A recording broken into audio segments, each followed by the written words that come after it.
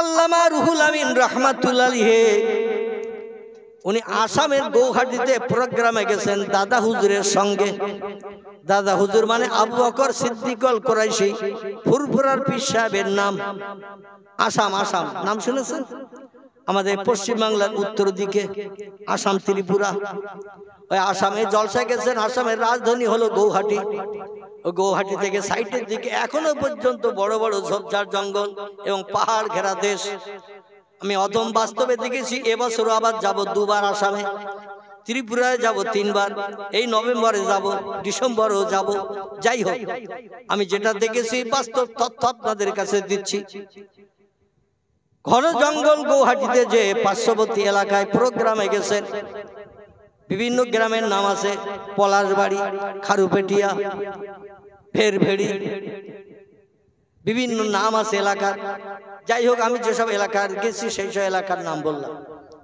আমার ভাইরা দরং ডিস্ট্রিক্ট, এমন করে আজকেরও ফোন করছিল আপনাদের এখানে আসার আগে, আসাম থেকে ধুবড়ি।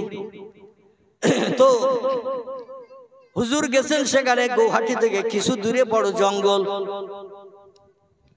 এখন এলাকার লোকের কাছে শুনলে একজন আল্লাহওয়ালা মানুষ আমাদের এলাকার জঙ্গলের ভিতরে কবরস্থ হয়ে আছেন। যত অলিদের মাজার কবর আছে, অধিকাংশ অলিদের কবরগুলো সব ঝোপঝাড় জঙ্গলের ভিতরে। ওই গোরাসা দরবে আব্বাস আলী রহমতুল্লাহ আলাইহি নদীর ধারে ওখানে ঝোপঝাড় জঙ্গলে ভরা ছিল। আপনারা চলে যাবেন হাওড়া জেলায়, চলে যাবেন, সেখানে দেখবেন বাকুলসারি বলে একটি জায়গা আছে, কম বেশি আপনারা চেনেন। ঝোপঝাড় জঙ্গল ছিল সেখানে, এখন পরিষ্কার হয়ে গেছে। সেজি হুজুর কেবলা আবুল ফারাজ সিদ্দিকীর বাড়ির কাছে একটা বড় ঝোপঝাড় জঙ্গল এখন আছে, বড় বটগাছ ঝোপঝাড় জঙ্গল। সেখানে একজন অলির মাজার আছে। আমি অদম 2 বার গিয়েছি প্রোগ্রামে সেই রওজায়। যত অলিদের মাজার ছিল সব ঝোপঝাড় জঙ্গলের ভিতরে তারা কবরস্থ হয়েছেন। কারণ মাসের পরে মাস, বছরের পর বছর ঝোপঝাড় জঙ্গলের ভিতরে বসে বসে এক আল্লাহর ইবাদত বندگی করতে করতে তারা পৃথিবী থেকে বিদায় নিয়েছে। এখানে যেখানে মারা গেছে অধিকাংশ জায়গায় তাদের কবরস্থ করা হয়েছে। তো জঙ্গলের ভিতরে একজন অলি ব্যক্তির কবর আছে, খবরে শুনেছেন। খবরে শোনার পরে দাদা হুজুর কেবলা বলছেন, বাবা বড় মাওলানা, আমরা তো সকালে সকালে এসে গেছি নদী পথে এক এলাকা থেকে আরেক এলাকায়। এখানে নাকি জঙ্গলে একটা আল্লাহর অলি ব্যক্তির রওজা আছে। আর অলিরা কবরে মরে না, সাধারণ মানুষও কবরে মরে না। আল্লাহ বলছেন সুম্মা ইউহয়িকুম, কবরে যখন রাখা হবে তখন তোমাদের রাখার পরে আবার জিন্দা করা হবে। আর ওই জিন্দাই হলো চিরস্থায়ী জিন্দা, আর মরণ হবে না। জিন্দা অবস্থায় হাসরে নিয়ে যাওয়া হবে, ওখানে হিসাব নিকাশ হবে। জান্নাত বা জাহান্নামে নিয়ে যাওয়া হবে, ওখানেও জিন্দা অবস্থায় থাকবেন। মরণ একবার, সেই মরণ হলো দুনিয়ার মরণ। কবরে যারা থাকে তারাও জিন্দা। আবার যারা উলিয়া উলিয়া ব্যক্তি, তাদের লাশ মাটিতে খায় না, যেমন রাখা হয় তেমন থাকে। এমনকি কাফনের কাপড়ও পর্যন্ত মাটির দাগ লাগে না। জোরে বলুন একটু সুবহানাল্লাহ।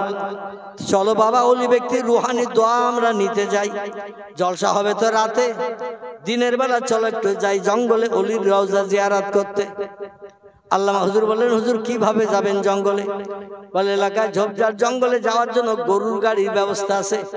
এখনকার যুগের কথা নয়, এখান থেকে 100 বছর আগের কথা, যখন আমাদের দেশে ট্রেন ছিল না, বাস ছিল না, এরোপ্লেনও তৈরি হয়নি, উড়োজাহাজ হয়নি, রকেট হয়নি, স্কুটি হয়নি, অ্যাপোলো হয়নি, হেলিকপ্টারও হয়নি, মানুষ কিছুই যখন বানায়নি, তখনকার কথা বলছি।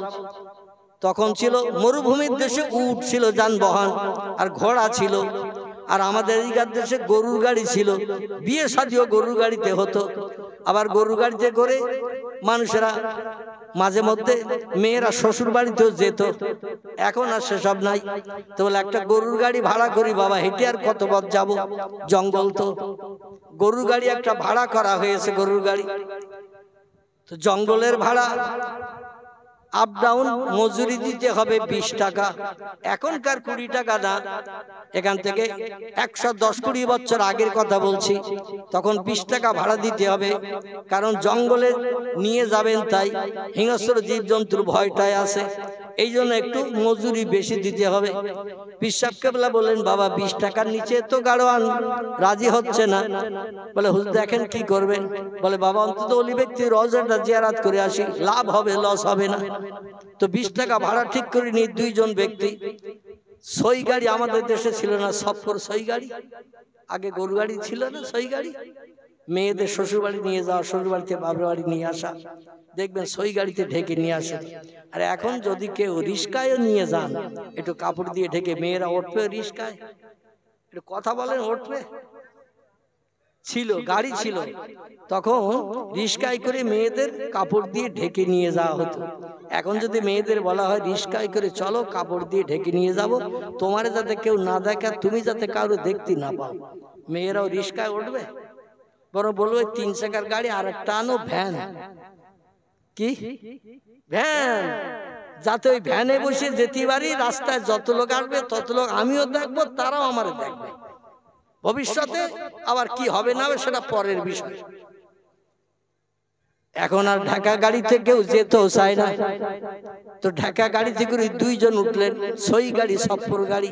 কোন জায়গায় বলে সফর, আমাদের দেশে বলতো সই গাড়ি, বলতো না? ঢাকা একটা করে কভার গরু গাড়িতে লাগিয়ে নিয়ে যেত। আমাদের বাড়িতে ছিল, এখন আর নাই, শেষ হয়ে গেছে। আমাদের নিজেদের বাড়ি ছিল, ছোটবেলা আমি দেখেছি। আমার বাপ দাদা গরু গাড়ি চালাতেন, কম বেশি আপনারা হয়তো জানলেও জানতে পারেন। সারা জীবন গরু গাড়ি চালিয়েছে, নাঙল চষেছে, মাঠে জমি জায়গা নাঙল চষে চাষবাস করে সংসার চালিয়েছে। আমি সেই ঘরের অধম।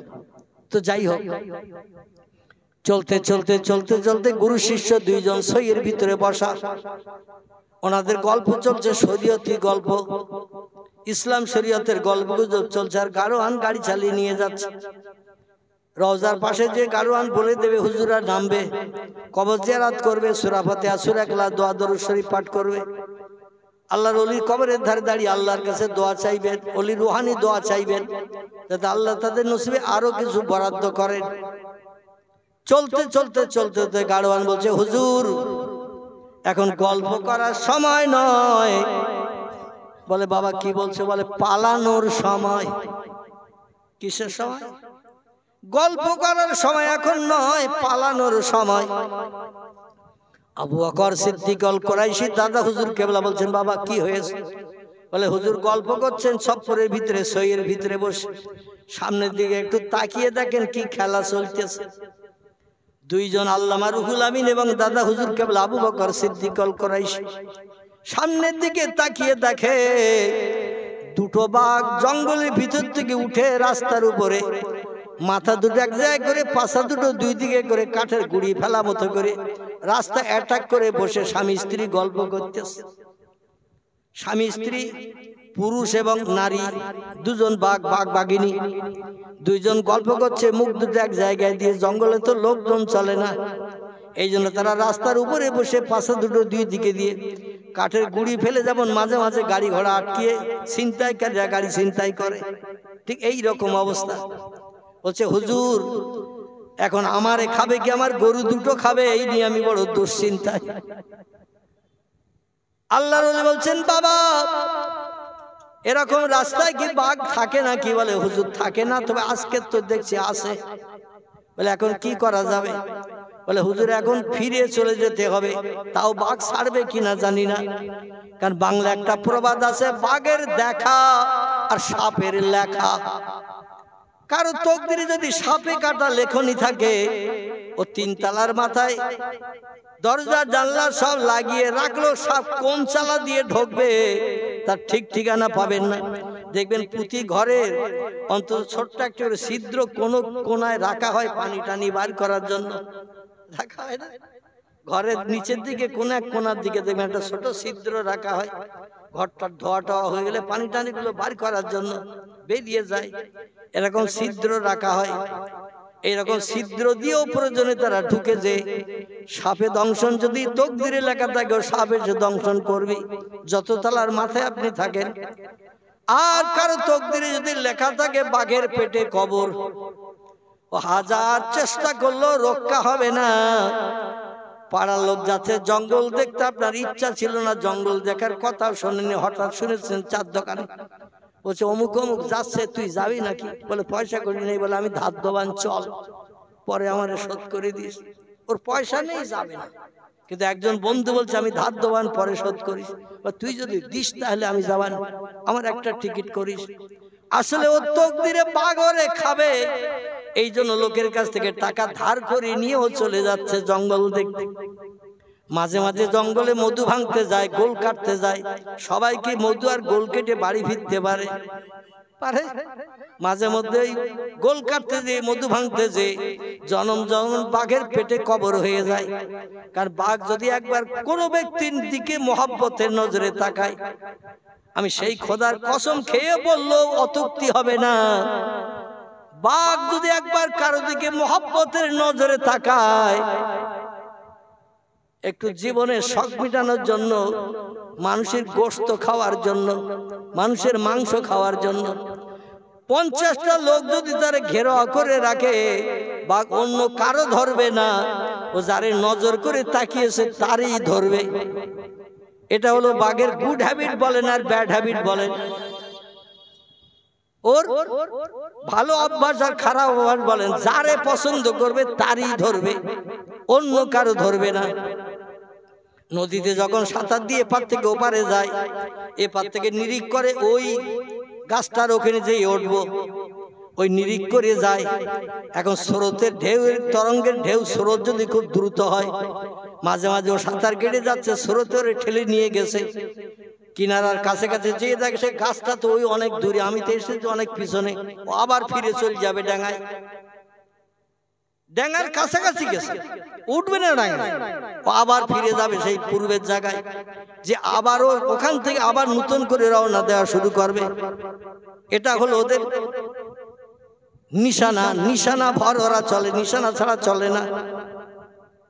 এখন হুজুর বলছেন, দাদা হুজুরকে বলছেন, বাবা এখন কি করবে বলো? বলে হুজুর এখন ফিরে যাওয়া ছাড়া কোনো উপায় নাই। বলে কত পথ এসেছো বাবা? বলে 3 ভাগের 2 ভাগ এসেছি, 1 ভাগ বাকি। বলে তাহলে তো আমরা জঙ্গলের সে অলি রওজার কাছাকাছি এসে গেছি। বলে হ্যাঁ। তাহলে 3 ভাগের 2 ভাগ পথ আসলাম, 1 ভাগ বাকি, এখন ফিরে যাবো বাবা? বলে যদি ফিরে যাবেন না, তোমার গরু দুটো খাওয়াবেন, আর গরু দুটো খেয়ে যদি ওরা এখনো কিছু খাওয়ার চিন্তা ভাবনা নেয়, শেষ পর্যন্ত আমারে খাবে কিনা তা কেরা জানে। আপনার তো সইয়ের ভিতরে আছেন, আপনাদের দেখতে পাইনি বাঘ, আর আমি সামনে বসে গাড়ি চালাচ্ছি, গরু চালাচ্ছি, বাঘ তো আমার দিকে নজর করে তাকাচ্ছে। 2টো বাঘ, আর 2টো এসে যদি হালুম করে আমার ওপরে গরুর গাড়িতে এসে পড়ে, আমারে ছিঁড়ে টুকরো টুকরো করে খেয়ে হাড্ডি কোন দিকে ফেলবে তার তো ঠিক ঠিকানা নাই। বিশ্বাস করলা বলেন, বাবা বড় মাওলানা রুহুল আমিন এখন কি করা যাবে বাবা? বলে হুজুর আপনি থাকতে আমি কোনো রকম তথ্য দেব না, আপনি আমার সঙ্গে আছেন আর আমি কোনো তথ্য দেব এটা আমি পছন্দ করি না। আপনি যেটা পছন্দ করেন আমি সেই পছন্দে একমত। জোরে বলুন একটু সুবহানাল্লাহ। দাদা হুজুর বলেছে, বাবারা আমার বাড়ির সামনে পুকুরটায় পানা শ্যাওলা ভর্তি হয়ে গেছে, পানি আর দেখা যাচ্ছে না, পানির কালার রং পাল্টে গেছে, দুর্গন্ধ ছুটছে, পানা শ্যাওলা পানা শ্যাওলা। আমাদের দিকটাও পুরো শ্যাওলায় ভর্তি হয়ে গিয়েছিল, পৌরসভা থেকে আবার ওই শ্যাওলা তুলে এখন পরিষ্কার করা হয়েছে, পুরো দিক ভর্তি হয়ে গেছে, পানি ওই রকম নোংরা হয়ে গিয়েছিল, মাছও মরতে শুরু করেছিল। যাই হোক, হুজুর বললেন, বাবা অধিকাংশ মানুষ আসে ফুরফুরায়, এখানে আসে বাবা আমার সঙ্গে সাক্ষাৎ করতে আসে, মোরাকাবা মুর্শিদা সবক মস্ক করতে আসে, পাল্টাতে আসে বাবা, তারা উজু করে আমার এই মাটির মসজিদে নামাজ পড়ে। পুকুরের পানির রং পাল্টে গেছে, শ্যাওলাগুলো তুলতে হবে, পানি পরিষ্কার করতে হবে। এখন মুরিদ মোতাকে যারা ছিল সব ঝপঝপ করে গামছা টামছা পরে লুঙ্গি মেরে পরে নেমে গেছে পুকুরে। আল্লামা রুহুল আমিনও সেই সঙ্গে নেমে গেছে পুকুরের পানিতে। পানা শ্যাওলা একজন ধরে টেনে দিচ্ছেন, আরেকজন ধরে ডাঙায় ফেলছেন, আবার ডাঙায় যারা ছিল তারা সরিয়ে আরো দূরে রাখছেন। ঘাট আলগা করতে হবে, লোকজনের নামাজ জায়গা করতে হবে। দেখতে দেখতে অনেক মুরিদ তো শ্যাওলা সব তোলা হয়ে গেছে। পুকুরটা খুব বেশি বড় নয়, 1.5 বিঘার মতো হবে কম বেশি, আমি আন্দাজে বলছি, আপনারা ফুরফুরায় গেলেও দেখতে পাবেন। দাদুর কেবলার রওজা মোবারকের এই পাশে পুকুরটা আছে, দরবারের একেবারে গায়ে। 1.5 বিঘের একটু কম হবে, ছাড়া বেশি হবে না। এই পুকুরটার পানা শ্যাওলাগুলো অনেক মুরিদান সব তুলে দিয়ে দিয়েছে। দেওয়ার পরে যাচ্ছে শীতকাল ছিল, আবার মাঘ মাস, পানা শাওলা তুলে সব উপরে দাঁড়িয়ে দাঁড়িয়ে রোদ্রে দাঁড়িয়ে দাঁড়িয়ে কাঁপতেছে। পীর সাহেব কেবলার কাছে যে খবর দিল, হুজুর আপনি পানা শাওলা তুলতে বলেছিলেন, আমরা সব তুলে দিয়েছি, এখন আর কিছু করতে হয় তো বলে। পীর সাহেব কেবলা বলছে, বাবা তোমরা কারা নেমেছিলে? বলে হুজুর আমরা। বলে তোমাদের সঙ্গে কি বড় মাওলানা সাহেব নেমেছিল নাকি? বলে হ্যাঁ হুজুর, বড় মাওলানা নেমেছিল, নাম তার আল্লামা রুহুল আমিন। বলে তোমাদের সবাইকে দেখছে, রুহুল আমিন কই বাবা? বলছে হুজুর উনি এখনো সে শীতের পানি, মাঘ মাসে শীতের পানি, এখন কমসমান পানিতে চুপ করে দাঁড়িয়ে রয়েছে। বলে বল মাওলানা তাড়াতাড়ি ডাকো বাবা।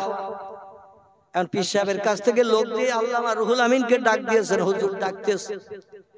আল্লামা রুহুল আমিন রাহমাতুল্লাহ আলাইহি তখন পানির থেকে উঠে দাদা হুজুরের কাছে গেছেন।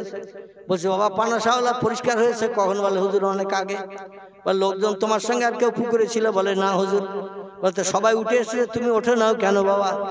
বলছে হুজুর আপনি নামতে বলেছিলেন শাওলা তুলতে, আপনি তো ওঠার কথা বলেননি, এই জন্য আমি আপনার হুকুমের খেলাফ হয়ে যাবে ডাঙায় উঠলে সব মুরিদানদের মতো, এই জন্য আমি শীতকালের পানি হলেও আমি পুকুরে দাঁড়িয়েছিলাম।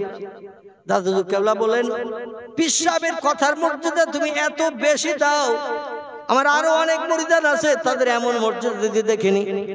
আল্লাহ তোমারে তাড়াতাড়ি অতি আপন বানিয়ে নিক। জোরে বলুন একটু সুবহানাল্লাহ। ওলি ব্যক্তিরা যদি দোয়া করে, ওলিদের দোয়া আল্লাহ বিদ্যুতের মতো কবুল করে থাকেন।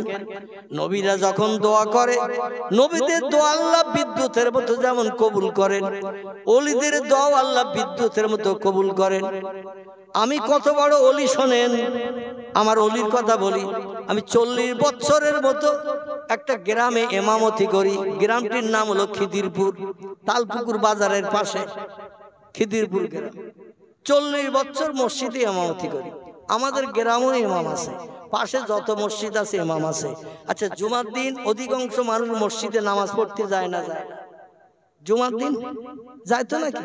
তো মসজিদে জুমার নামাজ পড়ে হাদিস শরীফে নবী বলছেন, ইমাম সাহেব মেহরাবের ভিতরে ঢোকা থেকে নিয়ে উঠে আসা পর্যন্ত, মেহরাব ছেড়ে আসা পর্যন্ত আল্লাহর কাছে যেটা চায় আল্লাহ সেটা দিয়ে বান্দাদের মুখে হাসি ফুটায়। জোরে বলুন সুবহানাল্লাহ। আচ্ছা নবীর কথা সত্য না মিথ্যা? নবীর কথা সত্য। নাসাই শরীফ, তিরমিজি শরীফের হাদিসে লেখকেরা লিপিবদ্ধ করেছে, জুমার দিন আল জুমাতু আগের রুন আল জুমাতু আজহেরুন। জুমার দিন খুশির দিন, জুমার দিন শান্তির দিন, জুমার দিন দোয়া কবুলের দিন। আর পয়গম্বর বলছেন জুমার দিন মেহরাবের ভিতরে ইমাম ঢোকা থেকে নিয়ে বেরিয়ে আসা পর্যন্ত যা চাইবে আল্লাহ সেই দোয়া কবুল করবে। আচ্ছা প্রতি জুমার দিন জুমার নামাজের পরে আমরা ইমামেরা দোয়া করি না? করি না? করি তো নাকি?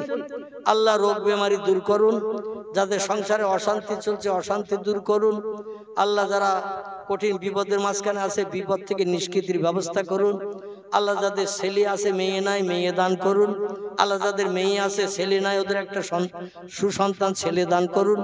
এরকম দাবি অনেকে জুমার দিন ইমাম সাহেবের কাছে গিয়ে বলে না? বলে না? অনেক কিছুর বলে, হুজুর একটু আমার জন্য দোয়া করে দেবেন। তো এই দোয়া যখন ইমাম সাহেবরা করে, আচ্ছা এখন বর্তমান আমরা যারা ইমাম, আমার ইমামতি চলতেছে 40 বছরের মতো। আমাদের মসজিদের ইমাম সাহেব আছে হাসানুজ্জামান সাহেব, হাফেজ মাওলানা, তারা ইমামতি অন্তত 18-20 বছরের মতন চলতেছে। যাই হোক আরো বিভিন্ন মসজিদের ইমাম আছে। এখন এই জুমার দিন দোয়া করলে দোয়া কবুল হয় বলে মনে হয়?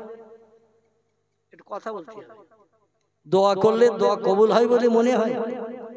যার যে সমস্যা সেই সমস্যাই রয়ে গেছে, সমস্যার সমাধান আর হয় না। কারণ আসলে আমরা ওলিদের মতো নবীদের মতো মানুষ হতে পারে নাই।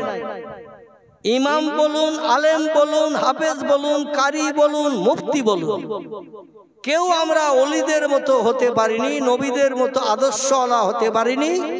যার কারণে শুধু দোয়া করতে হয়, না করলে মুসল্লিরা বিরক্ত হবে।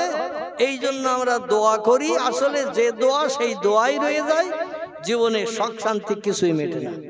তবে আমি আপনাদের নিজেদের বলছি, রাতের বেলা ঘুম হারাম করে বিবি বাচ্চার মায়া ছেড়ে তাহাজ্জুদের নামাজ দৈনন্দিন 6 রাকাত, মতান্তরে 4 রাকাত, যে যেমন পড়বেন একই নিয়মে পড়বেন।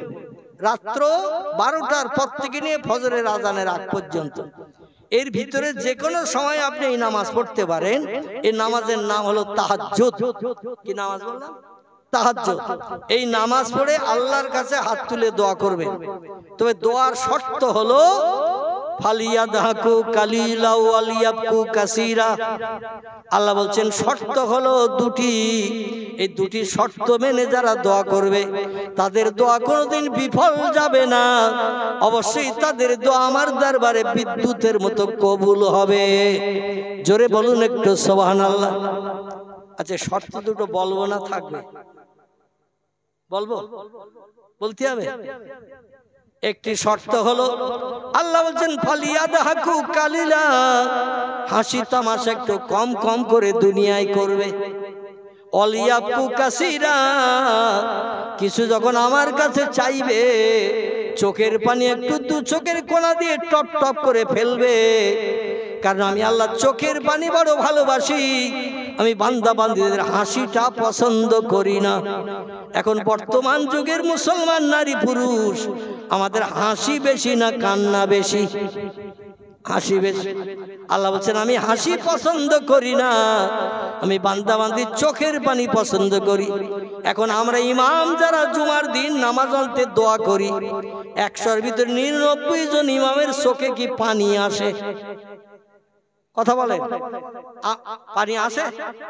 দোয়া করার সময় একটু দেখে বলবেন।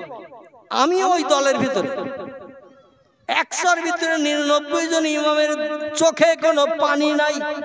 শুধু রব্বানা যালামনা আনফুসানা ওয়া ইল্লাম তাগফির লানা ওয়া তারহামনা লানাকুনান্না মিনাল খাসিরিন। মুসল্লি যারা কানে শুনছে বলছে আল্লাহুম্মা আমিন। আল্লাহ বলছেন সারা জীবন যদি এইভাবে দোয়া চাও, আদমকে যখন 350 বছর আমি আল্লাহ পাক তার দোয়া কবুল করিনি, তোমাদেরও দোয়া কবুল হবে না। আমার কাছে দোয়া কবুল হওয়াতে গেলে কাঁদতে হবে, কাঁদতে হবে, চোখের পানি ফেলতে হবে। এখন সরকার দিচ্ছে 3000, কমিটি দিচ্ছে 6000 7000, মোটামুটি হয়ে যাচ্ছে 10000। তারপর বিভিন্ন তাবিজ কবজ দিতে থাকে, তা অমুক তমুক। আমি আলাদা না, কিন্তু আমি ওই দলের ভিতরের লোক। ইমামতি করলে মোটামুটি আল্লাহ সংসারটা ভালো চালিয়ে দেয়। কান্নার আবার দরকার কি? কান্নার আবার দরকার কি? আল্লাহ বলছেন কাঁদো, বেশি বেশি করে কাঁদো, হাসো কম। হাসলে আয়ুষ্কাল কমে যায়, স্মরণ শক্তি কমে যায়। নবীজি হাদিস শরীফে জানিয়েছেন বেশি বেশি যারা হাসে এদের আয়ুষ্কাল কমে যায় এবং এদের স্মরণ শক্তি লোপ পেয়ে যায়। কিন্তু তবু হাসবো বেশি, চোখের পানি আমরা এক ফোঁটাও ফেলবো না। তবে ফেলি ওই সময় পাড়ার লোক দেখলে খারাপ বলবে, মা মরে গেছে তাই, বাপ মরে গেছে তাই একটু মায়া কান্না কাঁদি, অন্তত কবরে বাপের যাওয়া পর্যন্ত। ঠিক বললাম না ভুল বললাম? বাপ কবরে যাওয়া পর্যন্ত একটু কাঁদি। বাপকে কবর দিয়ে যখন সব চলে আসলো, 3 বোন এক জায়গায় বসে এবার হাসির গল্প শুরু হলো। 3 বোন 4 বোন চাস্তো ভাবি পাড়াতো বোন এইরকম এক জায়গায় বসে এইবার চলতেছে সংসারের গল্প গুজব। আর সেখানে হাসি তামাশা আর কলেমা খানি সব রেসানি। 4 দিনের পর 7 দিনের পর কি 10 দিনের মাথায় মারা গেছে, কলেমা খানি সব রেসানি। আরে যত আপনজন আছে মেয়েরা এরে এসে দেখবেন সব আলাদা আলাদা জায়গায় 3-4 জন মিলিয়ে বসে। হুজুর ওদিকে এসেছে সব রেসানি করতে, আর ওরা শুধু গল্প চালাচ্ছে, হাসির গল্প, হাসির গল্প। ঠিক বললাম না ভুল বললাম? যদি ভুল বলে থাকি ক্ষমা করবেন, কানমলা খাচ্ছি। আমি বাস্তব দেখেছি তাই বলছি। শুধু হাসি আর হাসি, আনন্দ আর আনন্দ, ফুর্তি আর ফুর্তি। দুনিয়ায় মানুষের চোখে আর পানি নাই। পয়গম্বরেরা অটোমেটিক কেঁদেছে, ওলিয়া উলিয়ারা অটোমেটিক কেঁদেছে, আর আল্লাহ পাক তাদের চোখের পানি পছন্দ করে দোয়া কবুল করে মুখে হাসি ফুটিয়ে দিয়েছেন। জোরে বলুন একটু সুবহানাল্লাহ। 2 জন গুরু শিষ্য 2 জনে বসে বলছেন হুজুর তাহলে কি করা যাবে? বলছে বাবা তুমি গাড়ি চালাও, 3 ভাগের 1 ভাগ পথ বাকি, যখন 2 ভাগ যখন এসে গেছো তাহলে আর ফিরে যেয়ে দরকার নাই, চালাও গাড়ি। বলে হুজুর বাঘ শুয়ে রয়েছে দেখতে পাচ্ছেন না, কাঠের গুড়ি ফেলা মতো রাস্তা আটকিয়ে রেখেছে, গাড়ি চালিয়ে নিয়ে যেতে গেলে নিচেতে ঘুরিয়ে নিয়ে যেতে হবে, নিচে তো ঘুরিয়ে নিয়ে যাওয়া যায় না, গাছপালা সব ভর্তি, ওখান তো গাড়ি যাওয়ার পথ নাই। বলছে বাবা গাড়ি পর্যন্ত চলো। গাড়োয়ান বলছে আমারও খাওয়াবেন গরুর সঙ্গে? বলছেন বাবা তাহলে তুমি কি বলতে চাচ্ছ? আমরা একটু অলির রওজা জিয়ারত করবো চিন্তা ভাবনা করছি। বলে হুজুর তাহলে আপনারা গাড়োয়ান হন, আর আমার এখন শহর ভিতরে ঢোকার সুযোগ দেন, আমি এখন ভিতরে যাই, খাই, আপনাদের দুজন আর খাক। আমি অন্তত বাঘ আপনাদের দুজনা ধরে নিয়ে চলে গেলে আমি তো বাড়ি ফিরে যেতে পারি, গরু দুটো খাই খাক, পরবর্তী ধার দেনা করে আবার গরু কিনবো। তো দাদা হুজুর পীর কেবলা বলছেন বাবা বড় মাওলানা আমি তো গরু গাড়ি টাড়ি চালাতে জানি না, এখন আমাদের গাড়ি চালাতে বলছে তো কি করা যাবে? আল্লামা রুহুল আমিন বললেন হুজুর অসুবিধা নাই, চিন্তা নাই, ওলা তাহজান ওলা তাখাফ, ভয় নাই, চিন্তা নাই। আমার বাড়ি ছিল টাকি নারায়ণপুরে, আমার বাবার নাম ছিল মুন্সি দবিরউদ্দিন। তিনি বাল্যকালে সংসার নির্বাহের জন্য গরুর গাড়ি চালাতেন। তাকে জমিদার বাবুদের গরুর গাড়িতে করে মাল বসিরহাট থেকে নিয়ে ওদের বাড়িতে পৌঁছে দিতেন, তাকে জমিদারদের। আমার বাবার সঙ্গে আমি বহুবার গরুর গাড়িতে করে বসিরহাটে এসেছি, মাল নিয়ে আবার জমিদারদের বাড়ি পৌঁছে দিয়েছি। গরুর গাড়ি চালানো অভ্যাস আমার আছে হুজুর, শুধু তাই না খেজুর গাছে উঠে রস পাড়ার অভ্যাস আমার আছে। জোরে বলুন একটু সবাই। যে কোনো লোকেরে ওই খেজুর গাছে যে শীতকালে রস হয় না, এক কলসি রস যে কোনো লোকেরে উঠে পারতে বললি পারতে পারবে? যে গাছে উঠতে জানে না ও কোনোদিন উঠতে চাবে না, কারণ শরীর কখন পাবো আর এক কলসি রস নিয়ে পাড়া সম্ভব? আল্লামা হুজুর বললেন আমার খেজুর গাছের মাথায় উঠে কলসি ভরা রস পাড়ারও অভ্যাস আছে, গরিবের সন্তান আমি। বলে বাবা তাহলে কি বলতে চাইছো? বলে হুজুর আপনি যদি গাড়ি চালানোর অভ্যাস আপনার না থাকে আপনার যেতে হবে না, আর আমি আপনার যেতেও দেব না, আমার গরু গাড়ি চালানোর অভ্যাস আছে হুজুর, আমি যাচ্ছি। গাড়োয়ান ডেকে বলে এ আসামের গাড়োয়ান, গৌহাটির গাড়োয়ান, তুমি ভিতরে সফরের ভিতরে শরীরের ভিতরে ঢুকে যাও, এবার গাড়ির গাড়োয়ান হব আমি। আল্লামা হুজুর গরু দুটো দড়ি ধরে নিলেন এক হাতে, পাছনটা নিলেন এক হাতে, নিয়ে বলছে চতুষ্পদ জন্তু গরু, এই গাড়িতে কে আছো তোমরা কি জানো? এই গাড়িতে আমার মুর্শিদ কেবলা পীর সাহেব কেবলা রয়েছে, আমি তার মনোবাঞ্ছা পূর্ণের জন্য জঙ্গলের অলি ব্যক্তির কবরের ধারে নিয়ে যেতে চাচ্ছি, তাড়াতাড়ি করে রাস্তা এগিয়ে চলো। গরু দুটো বাঘের দিকে তাকিয়ে দুপা এগোতে এক পা পিছোয়, কারণ গরু জানে আমাদেরও বাঘ খায়, বাঘ আমাদেরও খায়, ওরা দুপা পিছচ্ছে তো এক পা এগোয়। আল্লামা হুজুর বললেন এ জঙ্গলের বাঘ, তোদের থাকার জায়গা হলো জঙ্গলের ঝোপের ভিতরে, রাস্তার উপরে এসে কেন রাস্তা অ্যাটাক করে রেখেছিস? আমার মুর্শিদ কেবলা যাবে জঙ্গলে অলির কবর জিয়ারত করতে, বেয়াদবি করিস না, মুর্শিদ কেবলার ইজ্জতের খাতিরে জঙ্গলের রাস্তা ছাড়। জোরে বলুন একটু সুবহানাল্লাহ। ইমামতি করছি আমি 40 বছর মসজিদে, আরো অনেকে করছে 30 বছর, 35 বছর, 10 বছর, 20 বছর। আচ্ছা আমরা যদি এই ইমামেরা বলি যে একটু রাস্তা ছাড়, বাঘ শুনবে? শুনবে না? বাঘ বলবে একটু কাছের কাছে এসো, রাস্তা ছাড়ি কি তোমার ধরি, চিন্তা ভাবনা তখন করব। মানে বাঘ বাউন্ডারির ভিতরে যে একবার কাউরে দেখে ওরে ছাড়বে না, খাবে খাবে। কিন্তু আল্লাহর আপন যারা হয়ে গেছে, দুনিয়ার কোন হিংস্র জীব জন্তু তাদের একটা পশমের ক্ষতি করে নাই। জোরে বলুন একটু সুবহানাল্লাহ। আল্লামা রুহুল আমিন শুধু একটু টেলিফোন করে দিলেন গাড়িতে বসে, আমার পীর সাহেব কেবলা গাড়িতে আছে, রাস্তা ক্লিয়ার কর, অলির রওজা জিয়ারতে যাব। বাঘ দুটো মুখোমুখি ছিল, কি যেন ওরা বলা খাওয়া করে নিল। আল্লাহর তরফ থেকে ইলহাম এসে গেল ওদের কাছে, আমার প্রেমিক বান্দার মর্যাদা নষ্ট করিস না, তাড়াতাড়ি রাস্তা ক্লিয়ার কর, উদ্দেশ্য সফল কর। দুটো বাঘ আল্লাহর হুকুম শুনে সঙ্গে সঙ্গে রাস্তায় নেমে গেল। এখন বাঘ আল্লাহর হুকুম শোনে না, শোনে না।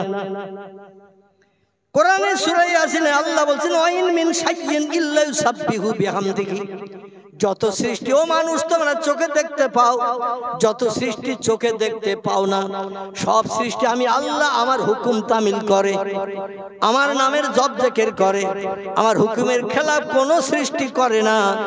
কেবল একটা সৃষ্টি আমার হুকুমের খেলাফ করে, আমারে নেয় না। তারা কারা বলুন তো?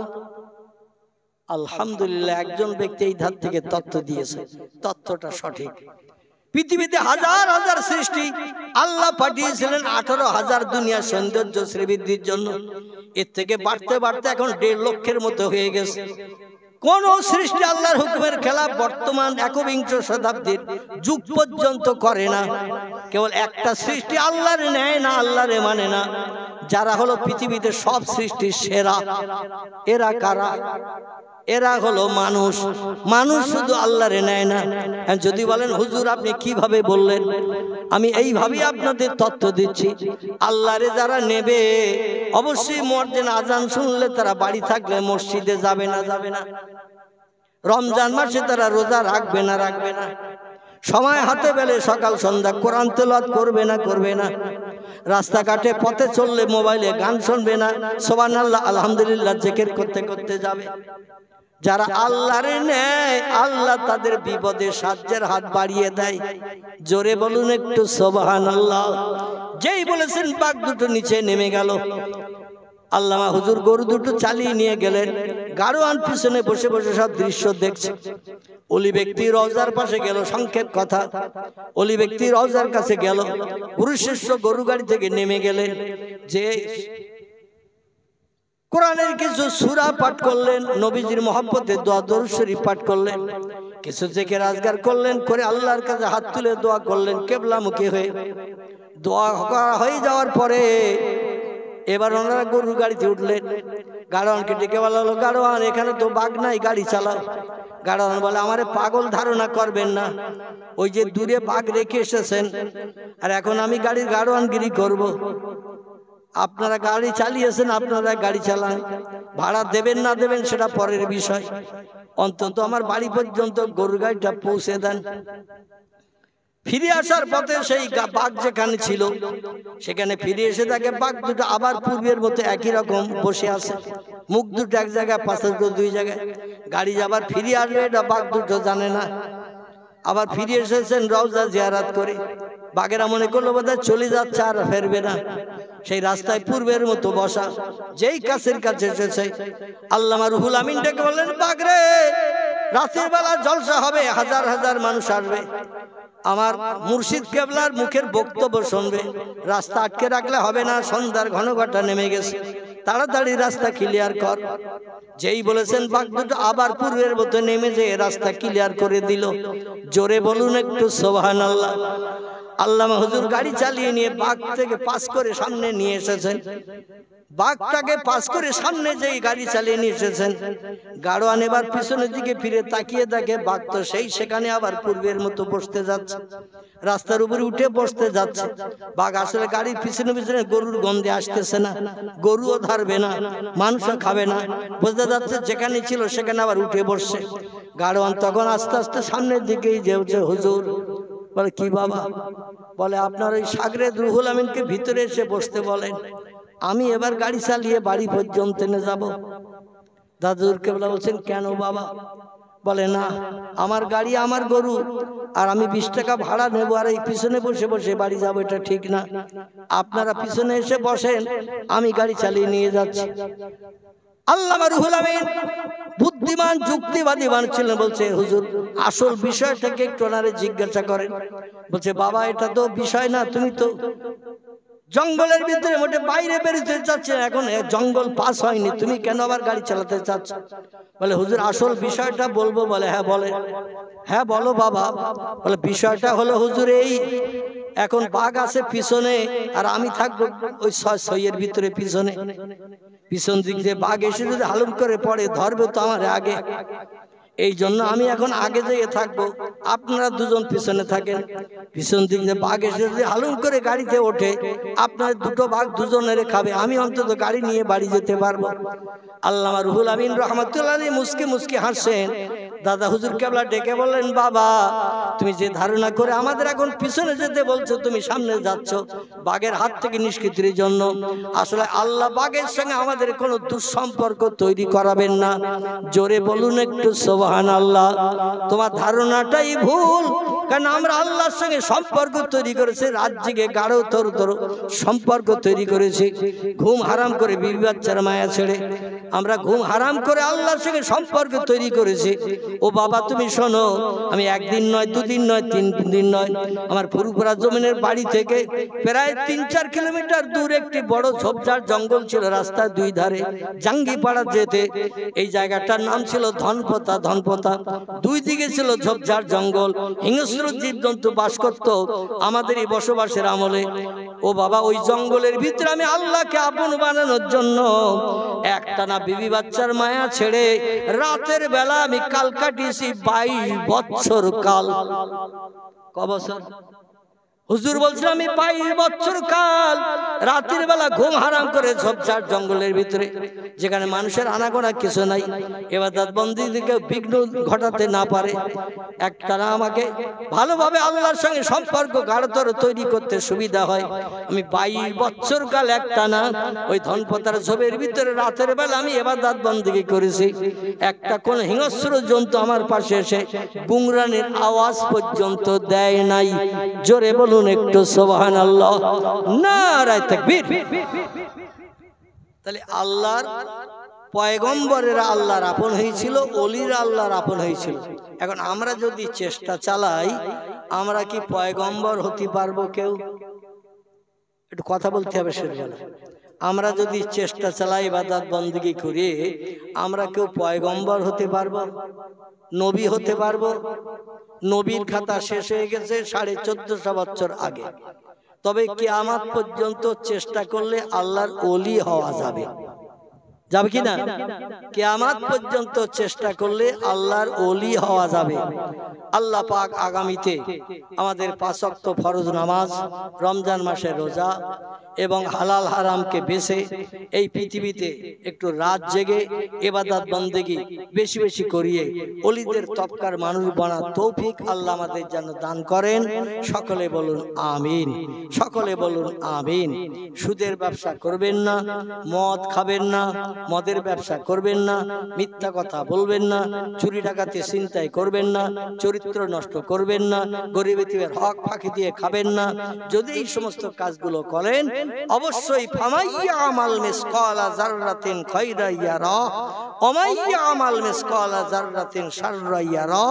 শস্য দানা পরিমাণ খারাপ কাজ করলে তার প্রতিদান হিসাব হাসরের মাঠে আপনাকে পেতেই হবে, রেহাই নাই। এই জন্য আল্লাহ আমাদের ব্রেন মগজে যে জ্ঞান দান করেছেন, এই জ্ঞান মোতাবেক কোরআনের আদর্শ, পয়গম্বরের চরিত্র মেনে মরণের দিন পর্যন্ত আমরা চলতে পারি, এ তৌফিক আল্লাহ আমাদের সকলকে যেন দান করেন। সকলে বলুন আমিন। আসুন একটু উঠে আমরা সকলে দাঁড়াই, প্রিয় নবীর দরবারে একটু সোনার মদিনায় একটু সালাম পাঠিয়ে নেই। ইয়া নবী,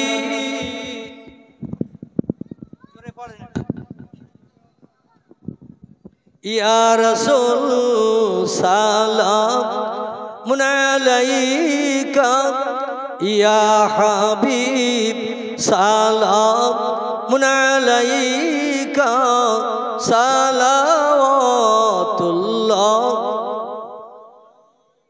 নবীজির আব্বা আব্দুল্লাহ, রাসূলুল্লাহর আম্মা আমিনা, হাবিবের দুধমা হালিমা, দয়ার নবীর রওজা মদিনা।